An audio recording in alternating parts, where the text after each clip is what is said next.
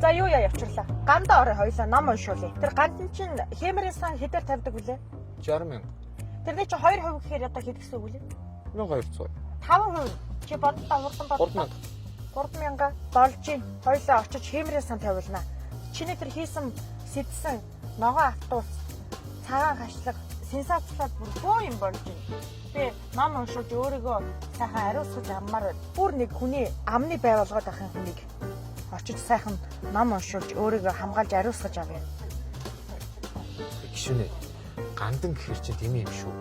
Яаж байгаа юм? Үгүй яах вэ? Та сонс бодлоо.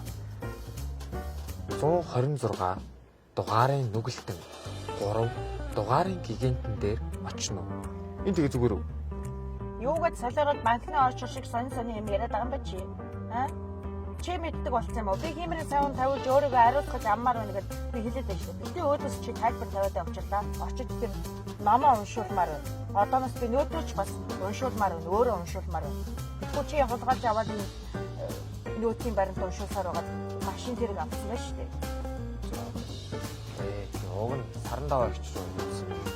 Юу гэсэн үг шиний 15-нд тэр чи сар гарахаар дөрөвчөд алдсан юм байгаа дээ. Одоо шиний 15 болох болоогүй.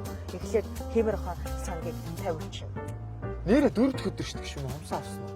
Орой очиж чи авч өгөхгүй юу? За. Машины асаалтаа учрлаа. Асаагач чи явуулдаа. Бас их аятайхан машин зэрэг аваад унтсан.